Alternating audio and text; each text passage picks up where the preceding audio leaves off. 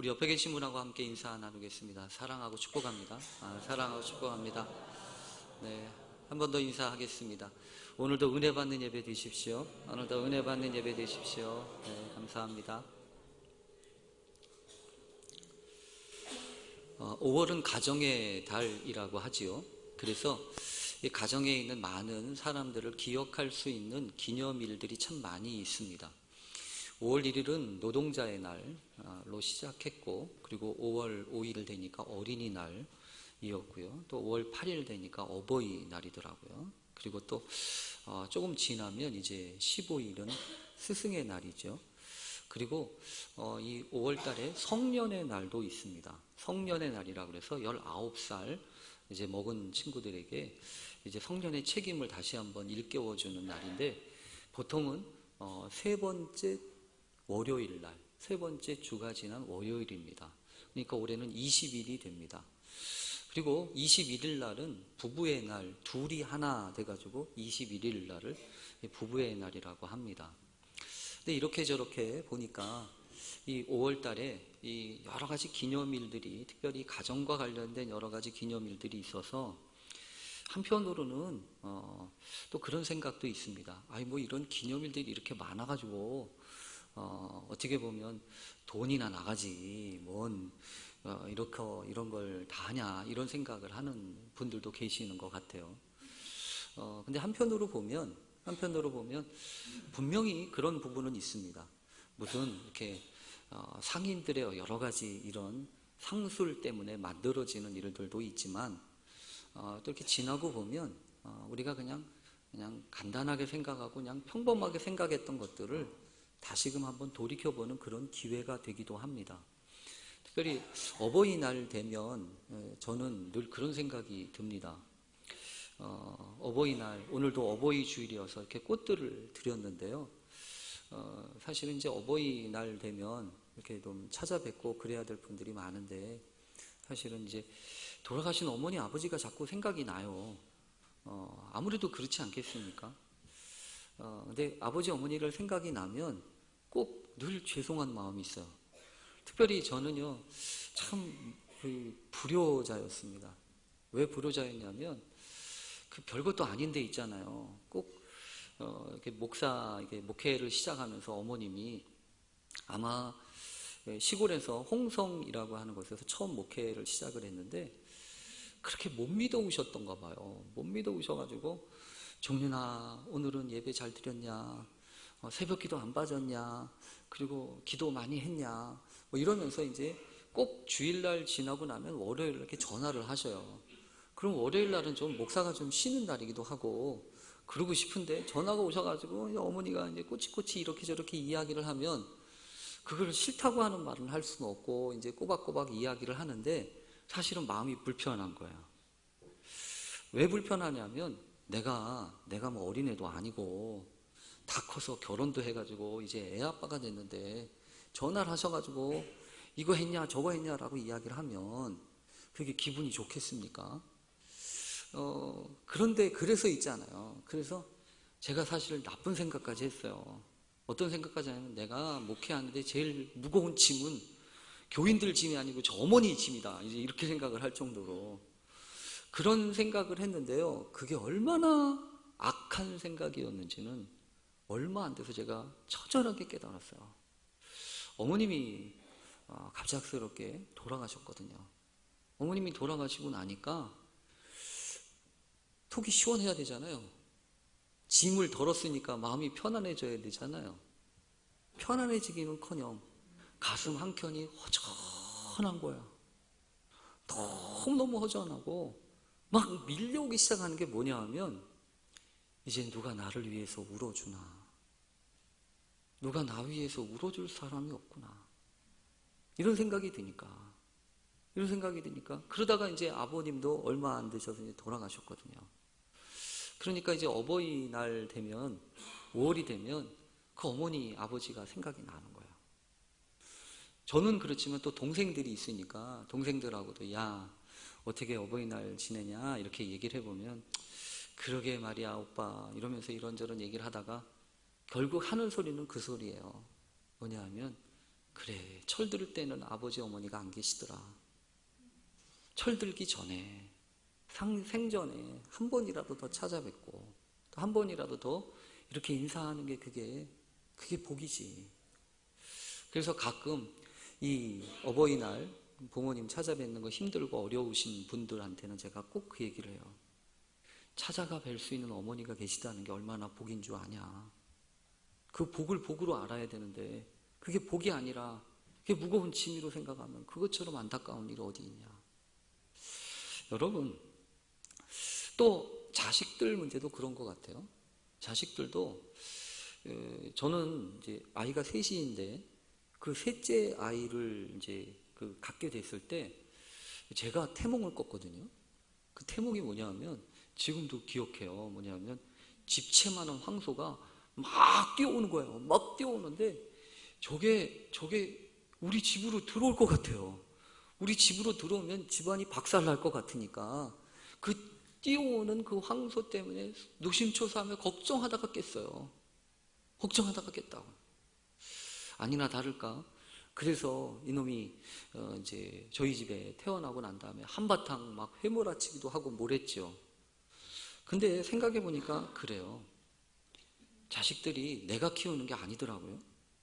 자식들 내가 키우는 게 아니고 다 지가 받을 거, 지가 은혜 받을 거, 또 지가 살아갈 삶의 목적을 이걸 다 감당하면서 이렇게 자라나더라고요. 그래서 분명히 깨달아지는 게 있습니다. 뭐냐 하면 관계 속에서만 깨달아질 수 있는 삶의 비밀들이 있는 거예요. 특별한 관계들 속에. 더군다나 이 가족이라고 하는 것은 세상의 어떤 관계하고도 다르지 않습니까? 무슨 이권이 있습니까? 무슨 사업을 하는 관계냐고요? 무슨 계약을 하는 관계냐고요? 그게 아니잖아요. 그런 계약 관계도 아니고 하나님이 이렇게 그냥 짝지어 주신 거예요. 하나님이 만나게 하신 거고 하나님이 묶어 주신 거니까 분명히 하나님의 묶어 주신 그 은총 안에서 우리가 경험하게 되는 건 뭐냐 하면 하나님의 계획과 섭리가 분명히 있다는 겁니다. 그래서 여러분 이 관계 속에서만 느낄 수 있고 경험할 수 있는 것들이 있으면 우리는 깨달아야 합니다. 특히 여러분 이 어버이날 되니까 올해는 이 생각이 들었어요. 기꺼이 아버지가 되어주신 하나님이 갑자기 생각이 나는 거예요. 여러분 형편없고 연약하고 부족해서 여전히 우리들은 깜도 안 되잖아요. 사실은 무슨 깜이 됩니까? 더군다나 그 하늘 아버지의 그 어마하신 그 하늘 아버지에 비하면 우리는요 감당할 수 없는 그런 인물들이잖아요. 그런데 말이에요. 그런데도 불구하고 하나님이 기꺼이 아버지가 되어주셨다는 생각이 드니까 참 감사하더라고요. 어떻게든지 난 널 포기하지 않을 거야. 때로는 그래서 우리가 때때로 여러분 난 못해요. 난 안 돼요. 나는 형편없어요. 라고 이야기할 때마다 그때마다 하나님은 뭐라고 하시냐면 가만히 우리에게 보여주시는 게 뭐냐 하면 못자국 난 손바닥하고 가만히 보여주시면 이렇게 창자국 난 허리춤을 이렇게 보여주시면서 하나님의 사랑이 이만큼 돼 라고 하는 걸 우리에게 가르쳐 주신단 말이에요. 그러면서 그런 생각이 들어요. 도대체 사랑이 뭐길래 그런 희생과 그런 것을 감당하면서까지 그런 일을 하시냐는 거예요. 그래서 그 하나님의 사랑과 그 크신 은혜를 생각하면 여러분 뭐가 보여지냐면 나는 사랑한다고 하는데 내가 하는 사랑이 얼마나 초라한지. 나는 사랑한다고 그래요. 나는 사랑한다고 말도 하고 사랑한다고 이야기는 하는데 뭘 대단하게 생각했던 그 사랑이 얼마나 형편없는지, 정말로 내 작은 사랑 뒤에 숨어있는 그 헛된 욕심과 교만이 얼마나 큰지를 또 거꾸로 알게 됩니다. 그래서 여러분 감사할 수밖에 없어요.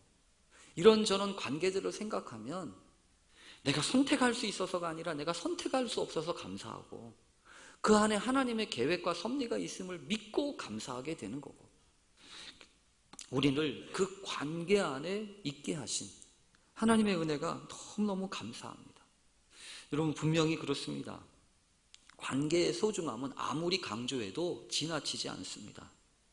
그러나 아쉽게도 우리는 그 관계가 너무나도 소중한데도 불구하고 자주 쉽게 잊어버려요. 그냥 그러려니 한다는 말입니다. 그래서 그냥 쉽게 넘어가는데, 이 관계가 얼마나 소중한지를 이런 날들을 통해서 우리가 깨달을 수 있다고 하는 것은 하나님의 크신 은혜가 아닐 수 없습니다. 때로는요, 문제 해결이 중요하지만 문제를 해결하는 것보다 더 중요한 것은 관계를 회복하는 겁니다. 아무리 문제를 해결하면 뭐합니까? 관계는 다 깨졌는데. 그러니까 하나님 앞에 보다 나은 삶이라고 하는 것은 관계로부터 시작하는, 좋은 관계로부터 시작합니다 라고 하는 것을 깨달으면서, 하나님, 이 5월의 남은 시간들을 내게 있어서 소중한 관계들을 돌아보는 그런 시간으로 사용하게 해주십시오. 그렇게 기도하게 됩니다. 오늘 본문은 여러분 그런 관계 가운데서 풀어야 될 귀한 말씀입니다. 오늘 본문은 지난주부터 우리가 보기 시작하는 그 서기관과 바리새인들에게 대한 주님의 말씀, 주님의 책망과 주님의 꾸지람으로부터 시작합니다. 그런데 오늘 말씀을 보면서 먼저 그런 생각이 들었습니다. 사실 솔직한 마음을 드리자면, 오늘 본문의 내용도 우리가 읽었지만 좋은 내용이 그다지 좋은 내용이 아니에요. 그다지 좋은 내용이 아니라는 얘기는 무슨 복을 얘기하는 게 아니라는 얘기입니다. 화 있을진저 이러잖아요. 화 있을진저. 이 천벌받은 놈들아, 이런 얘기란 말이에요. 이 천벌받을 놈들아, 이렇게 이야기하시는 이 주님의 말씀이 여러분 절대로 좋게 생각될 리가 없잖아요. 그래서 사실은 이거 어떡하지? 어떻게 보니까 이런 말씀이 또 걸렸네. 이 말씀을 걸렸는데 이걸 어떻게 하면 좋을까? 그래서 사실 솔직한 마음은요, 주초만 하더라도 그냥 이거를 전체를 다 퉁쳐가지고 이 말씀을 전체를 다 한번 훑고서 그냥 가자, 이런 생각을 했었어요. 그런데 말이에요, 월요일 날부터 이 말씀 가지고 이제 씨름을 하는 거예요. 이거 말씀을 어떻게, 이번 주에 어떻게 나눌까, 이런 얘기를 하다가 속으로 곰곰이 생각을 하는데, 시간이 갈수록 자꾸만 드는 생각이 있었어요. 뭐냐 하면, 어려운 문제일수록 허투루 다루어서는 안 되는 거 아니냐, 이런 얘기예요. 더군다나 이 화 있을진저라고 하시는 주님의 말씀을 곰곰이 생각을 해보는데 이런 생각이 들었어요. 하나님, 가끔 그럴 수는 있죠. 예를 들어서 아무리 착하고 선한 사람도 여러분 한바탕 욕을 하고 싶을 때가 있지 않겠습니까? 물론 욕하는 게 어려워요. 욕하는 게 어렵다고요. 어떤 사람은 욕을 쉽게 잘하는 사람도 있어요. 야 이놈의 뭐 이러면서 이렇게 저렇게 이야기하면서 툭툭 아주 그냥 욕이 그냥 아주 달짝지긋하게 아주 그냥 감칠맛 나게 욕하는 분들을 보면 때때로 참 대단하다라는 생각이 들 정도로. 근데 천성적으로 욕이 안 나오는 분들도 있잖아요. 여러분은 안 그러신가 봐요? 여러분은 욕이 그냥 술술 나오시나 봐요? 저는 욕이 잘 안 나와요. 욕을 잘 못하겠어요. 욕을 잘 못하겠다고. 그런데 여러분 성경에 보면 예수님도 그렇게 썩 욕을 잘하시는 분 같지는 않아요. 더군다나 예수님이 뭐라고 말씀하셨냐면, 비판을 받지 아니하려거든 비판하지 마라. 너희가 하는 그 비판을 가지고 너희가 도로 비판을 받을 거야. 그러니까 너희가 헤아리는 그 헤아림으로 너희가 헤아림을 받을 거야. 그러니까 비판하지 마라. 그렇게도 이야기하시고, 구체적으로 뭐라고 얘기하셨냐면, 마태복음 5장에 보면 형제에게 노하는 자마다 심판을 받게 될 것이고, 형제에게 라가라고 하는 건 욕이에요. 라가라고 하는 자마다 공회에 잡혀가게 되고, 미련한 놈이라 하는 자마다 지옥불에 던져지게 될 거야 라고 주님이 이미 이야기하시고 우리에게 가르쳐 주셨잖아요.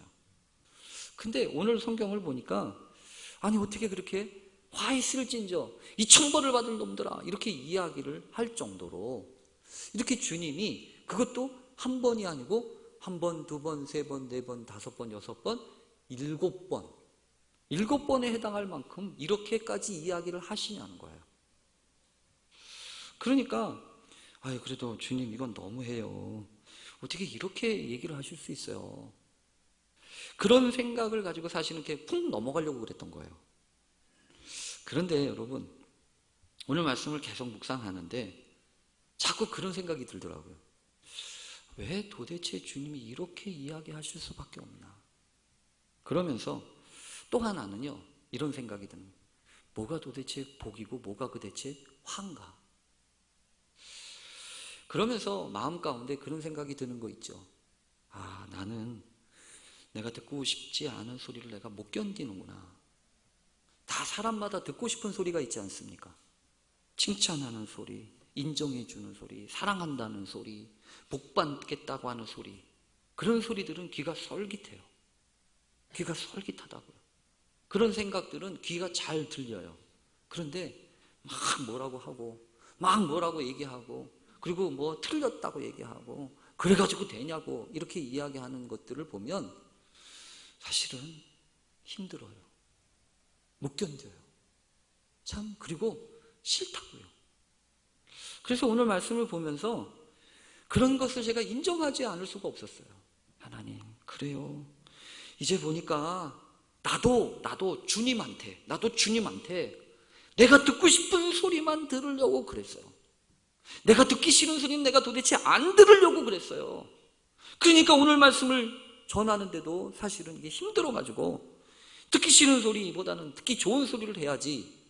그래서 설교 때만 되면 위로하고 복받으라고 얘기하고 그런 얘기를 해야지 무슨 화 있을 찐저 이런 얘기를 하냐. 화 있을 찐저 이야기하다가 내가 화가 나겠다 이런 생각이 들 정도로. 근데 생각해 보니까 하나님은요, 주님은요, 우리가 듣기 좋은 소리만 쏙 하시는 그런 나이스한 분이 아니셨어요.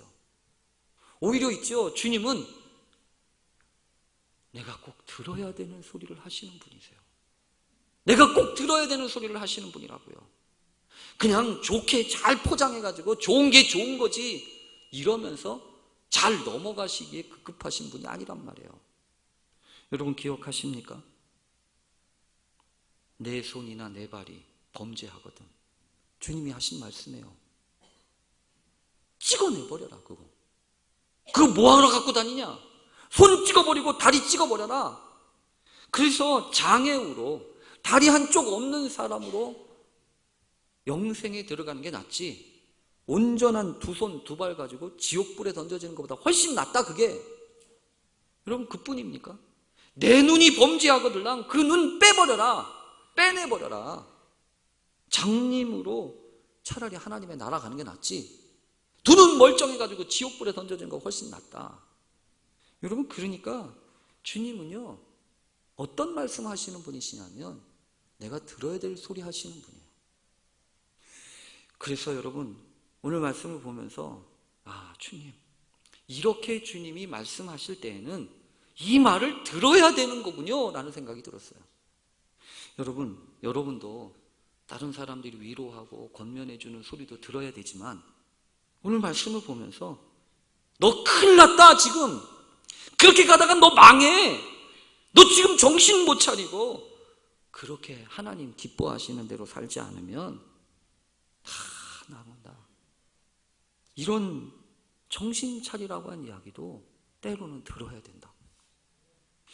여러분 오늘 성경 보면 실제로 오늘 말씀 보면 여러분 정말 그런 말씀입니까?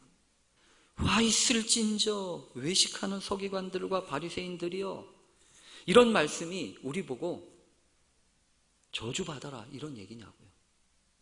아니잖아요. 절대로 아니잖아요. 성경에 보면 여러분 그런 이야기들이 있어요. 성경에 보면 오늘 말씀 화 있을진저 이렇게 7번 하고 난 다음에 혹시라도 얘네들이 상처받을까봐 혹시라도 우리들이 아파할까봐 성경에 보면 하나님이 이 성경을 통해서 우리에게 분명하게 이야기해 주신 말씀이 37절이에요. 37절. 여러분 37절 한번 펴보시겠어요? 제가 같이 읽어볼게요. 37절.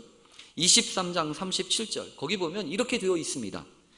예루살렘아 예루살렘아 선지자들을 죽이고 내게 파송된 자들을 돌로 치는 자여, 암탉이 그 새끼를 날개 아래 모음같이 내가 내 자녀를 모으려 한 일이 몇 번이더냐. 그러나 너희가 원하지 아니하였도다. 여러분, 말이 중요한 게 아니잖아요. 무슨 말이 중요한 게 아니라 그 마음이 중요하잖아요. 화 있을진저라고 이야기해서 지금 너희들 천벌받아라 이런 얘기가 아니라 지금 주님의 마음은 어떤 마음입니까? 너 왜 화를 뒤집어 쓰려고 그러냐? 그런 얘기 아니에요. 저희 교회에 우리 목사님 중에 한 분이, 여자 목사님 있잖아요. 여자 목사님 중에 한 분이 지난번에 그런 얘기 하더라고요. 어떤 얘기를 하냐면, 목사님 저는 어머니 생각나면, 어머니가 아직 살아계시는데 어머니 생각나면 어머니가 저한테 이렇게 하셨던 게 지금도 생각나요. 그래요. 이제 이 막내딸이니까 어머니한테 가서 이제 주절 무슨 얘기를 한대요. 무슨 일이 있고 저런 일이 했으면 이런 얘기 저런 얘기 한대요. 그럼 어머니가 가만히 계시다가 툭 던지는 말이 있대요. 그게 뭐냐면 미친년. 이거예요. 미친년이래요. 미친년. 그래서 어렸을 때는요 그 말이 되게 귀에 거슬렸대요. 아니 어떻게 자식을 미친년이라고 그러냐, 이거 미친년이라고. 그래서 제가 우리 목회실 MT 할 때 한마디 해줬죠. 미친년이라고 해줬어요. 근데 제가 해놓은 말하고 어머니가 해준 말하고 틀리더라고. 왜 목사님은 감칠나게 못하니? 여러분, 미친년이라고 그래서 정말 미치라고 하는 말은 아니잖아요. 가까운 관계일수록 그 관계를 빼뜨리고 그 말만 들으면 정말 미치고 팔짝 뛰는 말들이 너무 많아요. 저희 가까운 어르신 중에 한 분은 저희 집 아이 보고 이 똥강아지 그래요.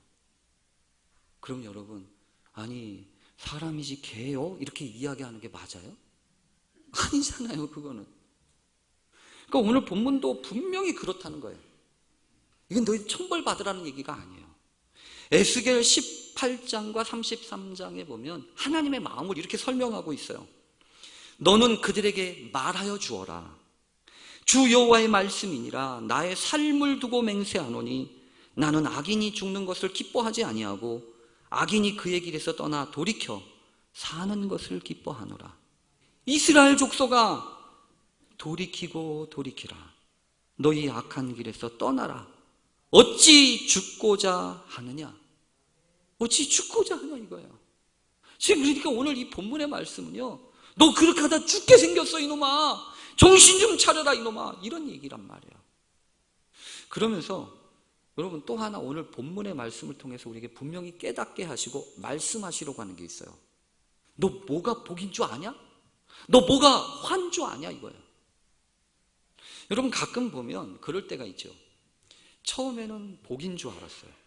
처음엔 복인 줄 알았는데 지나고 보니까 이게 복이 아니야. 그런 게 있잖아요. 거꾸로 여러분, 이게 분명히 화야. 이게 분명히 저주 같아. 근데 조금 지나니까 아니야, 이게 복이야 라고 하는 게 있지 않겠어요? 여러분 아시는 것처럼 소돔 고모라, 롯이 선택했던 소돔 고모라 땅은 그건 복인 줄 알았어요. 아브라함과 함께 살다가 헤어지면서 둘이 같이 살 수가 없으니까 너 좋은 편 택해라 그래서 좋은 편 택했잖아요. 그래서 성경에 보면 그 땅은 마치 소돔 고모라 땅은 여호와의 동산 같고 애굽 땅과 같았대요. 완전히 복덩어리예요. 복덩어리라고. 근데 여러분 어떻게 됐습니까? 그 소돔 고모라 땅이 복덩어리가 아니라 화덩어리였잖아요. 화덩어리. 그 롯이 그곳에 있다가 겨우 몸만 하나, 지 부인도 소금 기둥이 돼서 딸들과 함께 도망 나오는데 급급할 정도로 그게 화덩어리였잖아요. 그런가 하면 여러분, 형들한테 미움받아가지고 얼마나 미웠으면 형들이 팔아넘겼겠어요.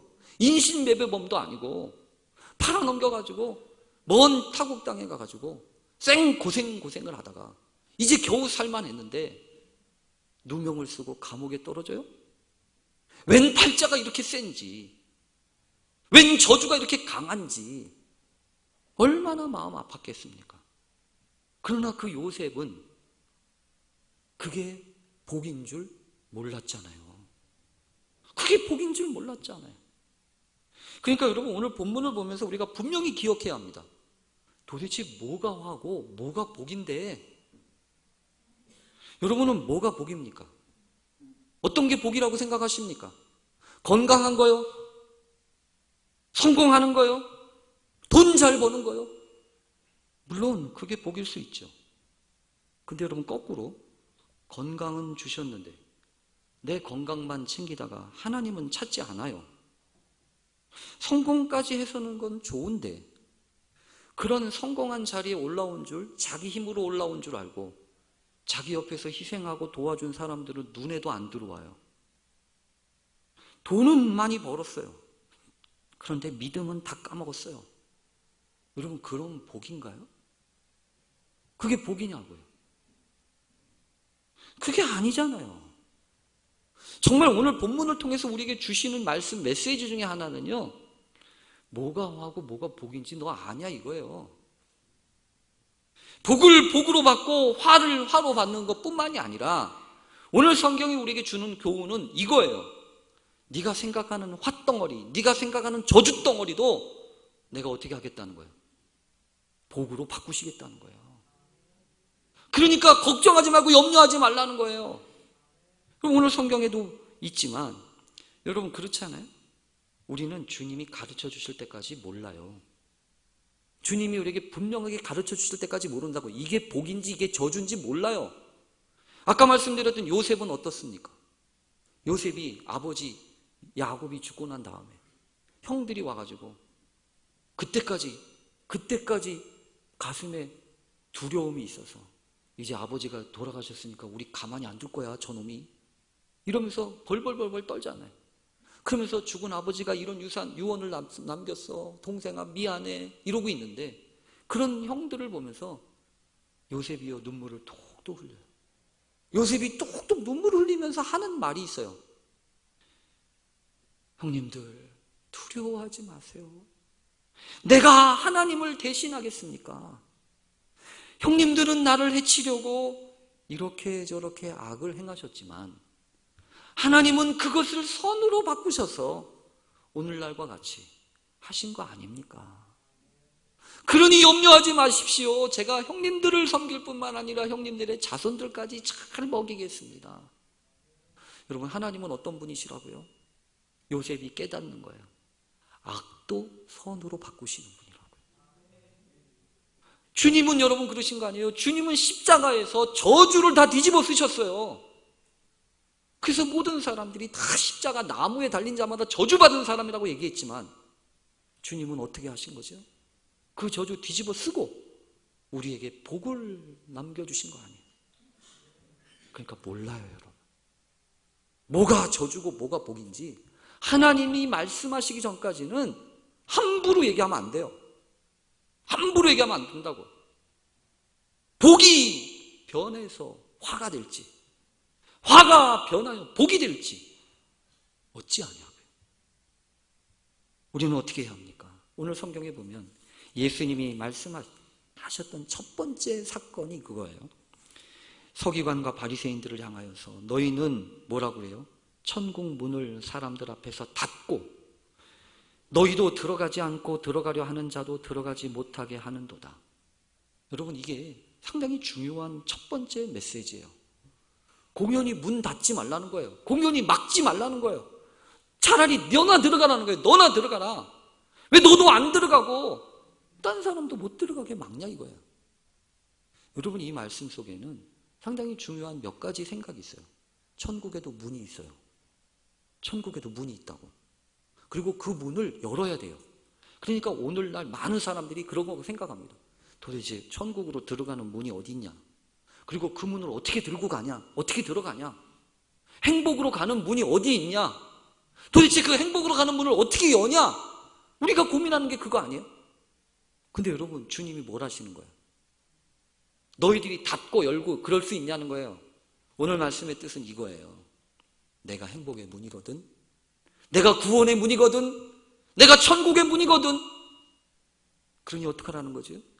니들이 닫았다 열었다 그러는 거 아니야. 내가 문이야. 내가 열어줄 거야. 내가 택하고 내가 이끌어서 반드시 그들에게, 반드시 자녀들에게 선물로 줄 거야 라고 하는 얘기예요. 그러니 여러분, 우리가 앞서서 우리가 뭘 하는 게 그게 신앙이 아니고 주님이 하신 거예요. 주님이 이미 십자가에서 우리를 위해 구원의 길을 여셨고 천국의 문을 여셨다고요. 그래서 교회, 내가 천국의 열쇠를 너에게 준다라고 얘기하지 않으셨습니까?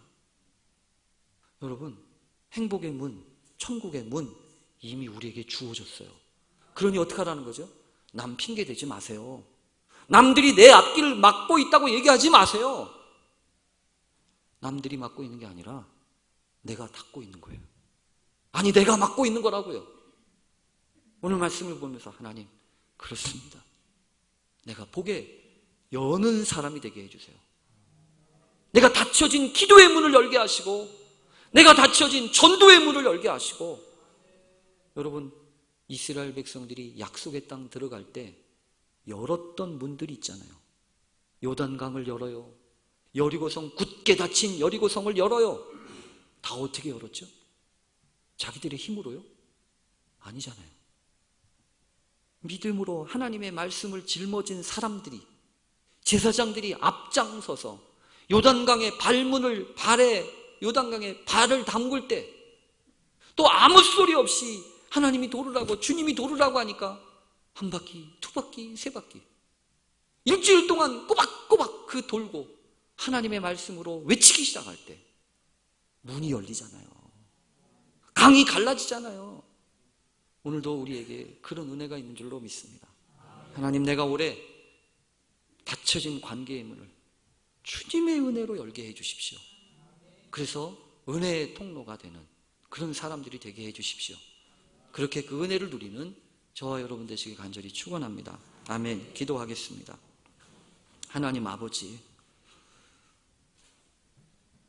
어떻게 해야 천국의 문을 열 수 있겠습니까? 고민하는 저에게 뭘 걱정하냐, 내가 이미 벌써 다 열었는데 라고 말씀하시는 주님의 음성을 듣습니다. 이미 친히 내가 곧 양의 문이니 라고 말씀하시며 이리로 들어오고 나가는 자들이 풍성한 꼴을 얻을 것이라고 말씀하셨던 주님, 오늘도 우리가 주님과 함께 이 길을 갈 수 있게 하시고 하나님의 은혜를 풍성히 누리는 심령들이 되게 해 주옵소서. 누가 나의 길을 막는 것이 아니라 내가 딴 사람의 길을 막고 있는 것은 아닌지 돌아보며 주님과 함께 믿음의 길을, 은혜의 길을 갈 때 지치지 않도록 도우시고, 비록 지금 보여지는 것은 화-덩어리같이 저주-덩어리 같을지라도 언젠가 하나님의 허락하신 그날 이것이 변하여 복이 되게 하시고 은혜의 덩어리가 될 수 있도록 주여 사용하여 주옵소서. 예수님의 이름으로 기도합니다. 아멘.